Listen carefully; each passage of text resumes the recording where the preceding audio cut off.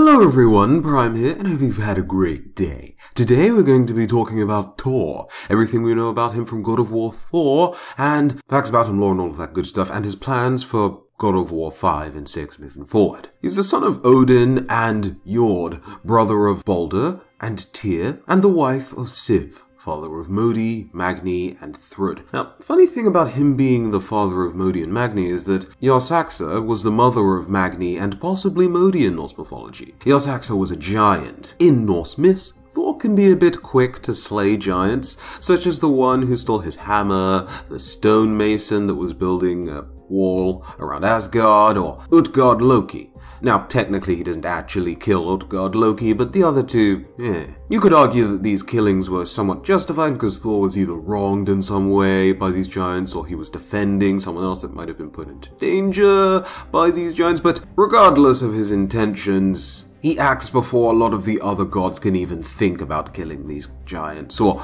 other beings in the situation can think about killing these giants. In God of War, we don't actually see Thor all that much, but a lot of other characters, specifically Mimir, talk about a lot of his actions, and according to Mimir, he killed all of the giants in Jotunheim, all of the Jonar.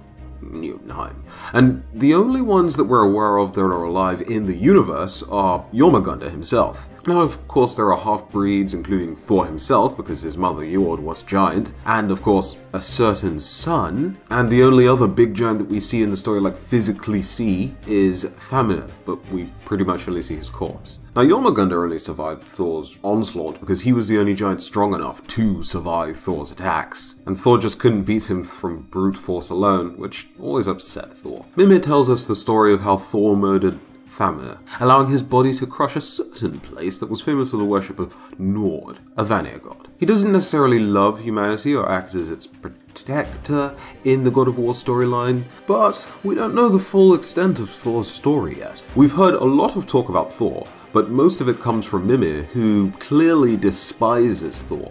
So, biased opinion much? And then, of course, he gets mentioned by one of his sons, Modi, but again, that was still with a bit of a negative tone because, jealousy. Or, child abuse. Also, during this whole death of Thamur, we don't actually know if Thamur falling on this place that was sacred to the Vanir gods, or just used to worship the Vanir gods, or the Vanir god Nord, if people were actually killed thanks to this event. So whilst Thor is being set up as a villain, and probably rightly so was Balder. But really, Balder was a lot more of a victim of his parents' conflict rather than a genuinely bad person. If Odin hadn't been so manipulative, according to Mimir and what he's told us, then perhaps Freya would have just been more willing to let Balder live a normal life, or about as long a life as you can get as a god. She used magics, we don't know the particulars, but she used magic to rob him of feeling pain, but specifically the intention was to prevent him from dying. And thanks to this, thanks to the fact that he can't feel anything, literally anything that you need to have a pretty decent normal life, he despises Freya and follows Odin's orders. Perhaps, but really, he can't truly care for anyone. He can't feel for anyone, and had to live knowing that his mother did this to him. Not truly understanding love or the reasons behind why she might be doing it, and just being forced to live a truly empty life. And he hates himself for it, and he hates his mother for it as well. Now, if Odin allowed this to happen to one of his sons, mind you, a son that was born from his sworn enemy, but a son of his nonetheless, why would he treat Thor all that differently? It's true that out of all of the sons of Odin that we've been introduced to, Thor has the best chance of having received the best treatment via Odin, and not just because of the fact that we know that he was conceived from the mother that Odin truly loved, or was stated in the story to have truly loved, despite her giant status. Tyr was said to steal Odin's thunder, and Odin didn't like that much. Tyr isn't alive anymore, and, well, if the wiki's to be believed, then that's Odin's fault, and if the wiki's not to be believed, then I suppose it can still be somewhat implied that Odin did some business to Tyr, but either way, Odin may not be above killing his own children. Perhaps the death of Jord is what drove Odin to become obsessed with preventing Ragnarok, or just become extremely paranoid. There is a lot that we don't know about Odin, and there's 2 more games for his character to be fleshed out over, as well as DLC that can be added. In the Prose Edda, Thor is praised as this champion of the people, a great example of what a person should aspire to be like. Now, just before the game was released, on the PS4 channel you could watch the Lost Pages of the Norse myth, and it goes over the Aesir Vanna God of War, according to the God of War universe.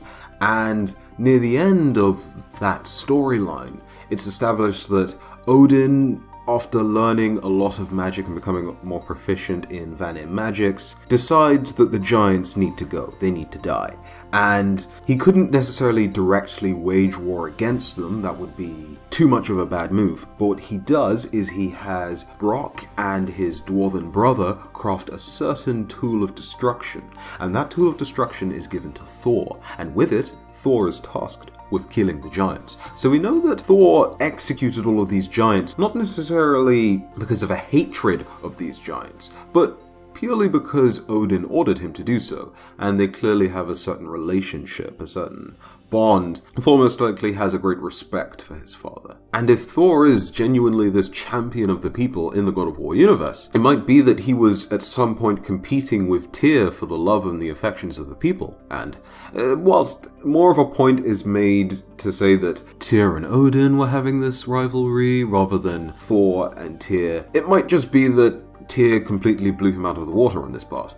Or it could also be Tyr spread love and knowledge, whilst Odin kept these things to himself as much as possible, according to Mimir. Tyr offered alliances and potential for peace with giants. Thor offered the giants only death. But that might not necessarily be a bad thing, because it could still bolster his relationships with humanity, being heralded as a savior of humanity against the evil giants that would one day come and destroy the earth come Ragnarok, right? So perhaps his murderous campaign against the Jonar was for the sake of his status, his pride, or just for his people, depending on how you want to look at it. We can't really say for sure, and again, a lot of the sources that we have talking about all of this information from the game are people that don't exactly like Odin or Thor. A lot of the times Mimir is talking about either Odin or Thor, or the Aesir gods generally that are allied with Odin. There's a lot of contempt and disgust in the way that he talks about them. But if Thor is doing this to protect humanity for the sake of trying to prevent Ragnarok, for instance, Ragnarok being the end of days where giants roam the earth and essentially destroy it, the earth would burn, the current way of life would end and shatter, all thanks to the giants invading, then Thor really doesn't seem like necessarily that much of a bad guy, and the Jonar, even if they were ended through genocide, don't exactly seem like the most innocent of races. Thor does have faults though, and there's a spirit that wants you to destroy a particular statue to Thor. You see, Thor drunkenly murdered this statue's mother after the family had a statue built in Thor's honor to watch over a recently deceased father. We don't necessarily know why Thor did this other than the fact that he was drunk and maybe he's a mean drunk, but it probably wasn't the best of reasons. You're probably thinking, wouldn't this tarnish Thor's image? Most likely, except when approached by Baldur and Thor's sons, Mimir sarcastically says, "Must be important if the sons of Thor deign to grace me with their presence." Whether there's contempt in Mimir's voice or not, there's probably some truth to thinking that Thor, in the eyes of the general people, has a pretty respectable, decent, honorable image. I think the god status is just fine in that regard.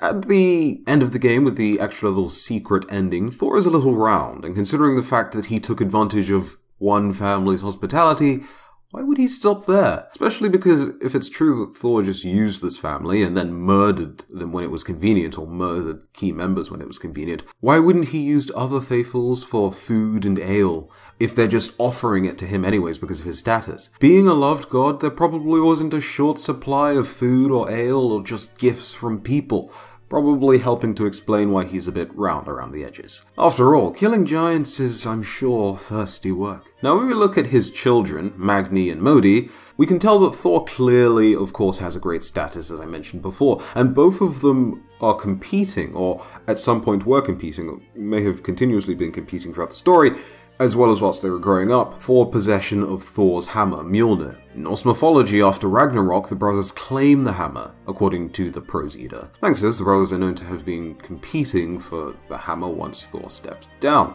within the God of War story. Which is why Modi attacks you again after the defeat of Magni, but it's also why he's battered for retreating twice, blamed for the death of Magni, and shamed as a coward. Up until that point, from what we know, at the very least, Thor seems as if he could have easily been a pretty decent father. Then again, is that counting as child abuse or not? I mean, they're fully grown men, and they look pretty powerful, even though Thor is probably considerably more powerful than them. They are, at the very least, not children, so it doesn't count as child abuse, right? At the very least, it's what? Assault? But, I mean, different rules, and of course they're gods on top of all of that, so I suppose it doesn't particularly matter as much, right? No? I'm not sure. Anyways, what we can gather from this is at the very least Thor has something of a temper, which is something we could also gather from a couple of other things. So if we think that Thor definitely isn't going to try and claim some sort of vengeance after the murder of his two sons, at least after the murder of Magni,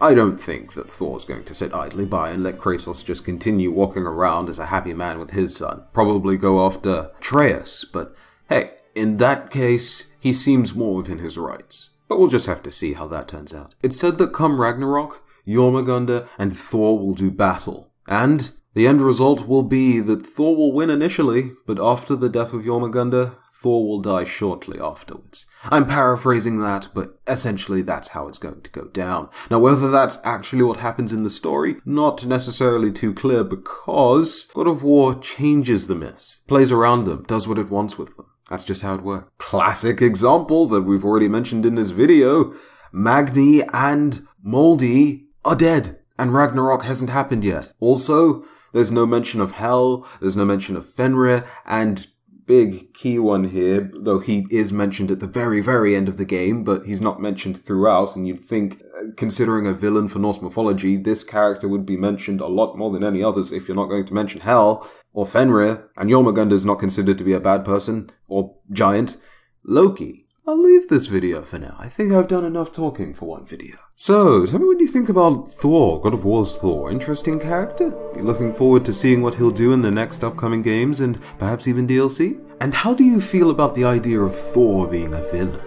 I'm not too sure why I decided to make this video, but it's talking about Norse mythology, and I really like Norse mythology, in case some of you didn't pick that up already. Do you think Thor's going to necessarily be a villain? Do you think there's more to his story than just that? Be interesting to discuss his view in the comment section below. But if you're itching for more God of War content, want to see something else, I have made a video talking about the universe of the God of War games. The previous ones, not necessarily this one, so you can go ahead and check that out here.